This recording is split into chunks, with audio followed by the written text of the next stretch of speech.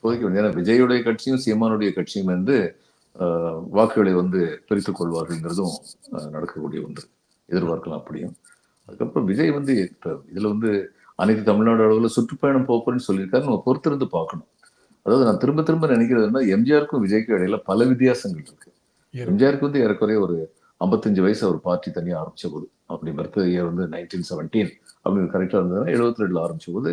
ஆனா கடுமையான உழைப்பாளி எம்ஜிஆர் வந்து மூளைக்கு மூளை போனாரு, குக்கிராமங்களுக்கு சென்றார் அப்படிங்கிறது எல்லாமே உண்மை. இவர் அப்படிப்பட்ட சூழ்நிலையில வளரல விஜய் வந்து. இப்ப ஜெயலலிதாவும் அதே மாதிரி தான், அவங்களும் வந்து அப்படிப்பட்ட சூழ்நிலையில வளரல.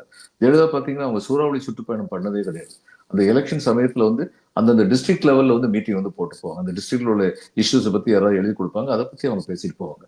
எலெக்ஷன் முடிஞ்சோன்னா மறுபடியும் வந்து கொடநாடு போயிடுவாங்க. தமிழ்நாட்டில் தான் இப்படிதான் நடக்கும் நினைக்கிறோம். எதிர்கட்சி தலைவர் சென்னையிலே இருக்க மாட்டாங்க, மக்கள் பிரச்சனை இதெல்லாம் பேச மாட்டாங்க, எலெக்ஷன் வரும்போது மட்டும்தான் வருவாங்க, அப்படிலாம் இருந்தது. இவர் வந்து எந்த அளவுக்கு வந்து கீழே இறங்கி போய் வேலை பார்ப்பாரு, ஏன்னா வசதியான சூழ்நிலை வளர்ந்த பையன். அதனால இதெல்லாம் பார்க்கணும், பொறுத்திருந்து தான் பார்க்கணும் நம்ம வந்து. எனக்கு வந்து விஜய் வந்து ரொம்ப அதிகமாக வாக்குகள் அள்ளுவார் அப்படின்லாம் எனக்கு நம்பிக்கை இல்லை.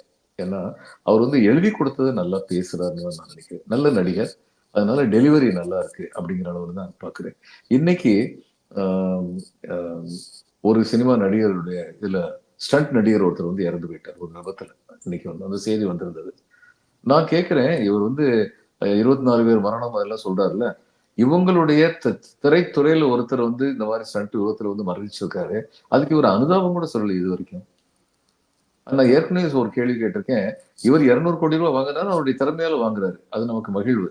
ஆனா அந்த திரைத்துறையில எம்ஜிஆர் வந்து என்ன பண்ணாரு, எக்ஸ்ட்ராஸ் என்று இழிவாக பேசப்பட்டு கொண்டிருந்த ஒரு குழுமத்தை துணை நடிகர்கள் என்று பெயர் மாற்றம் செய்வதற்கு முழுமுதற் காரணமாக இருந்தவர் எம்ஜிஆர். தன்னுடைய திரைத்துறையில அவர் தன்னால முடிஞ்ச பல காரியங்கள் செஞ்சிருக்காரு. ஸ்டண்ட் ஆக்டர் ஒருத்தர் சோ உடைய துக்ளக்ல வந்து எழுதியிருந்தார், அந்த சோவே எழுதியிருந்தார். ஒரு ஸ்டண்ட் ஆக்டர் அவர்கிட்ட சொன்னதா, ஒலைய கையில காசு இல்லாத போது ஒலையை வச்சுட்டு போகலாம், எம்ஜிஆர் வீட்டுக்கு போனா நமக்கு வந்து காசு கிடைக்கும், சாப்பிடலாம் அப்படின்னு நம்பிக்கை நமக்கு இருக்கும் அப்படின்னு சொல்லிட்டு ஒரு ஸ்டண்ட் ஆக்டர் சொல்லியிருக்காருன்னு சொல்லிருக்காரு. இப்ப விஜய் பத்தி எத்தனை பேர் இது மாதிரி சொல்லியிருக்காங்க? அதனால இவர் தன்னுடைய திரைத்துறையில் இது வரைக்கும் தன்னை தவிர மற்றவங்களை இவர் என்னமே பார்க்கல, என்னவும் செய்யல. இவர் எப்படி தமிழ்நாட்டுக்கு பெரிய நன்மையெல்லாம் செஞ்சிட போறாரு? ஃபீல்டுக்கு வரட்டும், அதுக்கப்புறம் பார்ப்போம். ஏன்னா பல கேள்விகள் எழுப்பப்படும் விஜய்க்கு. விஜய் அத்தனையும் பதில் சொல்றது தயாரா இருக்கும்.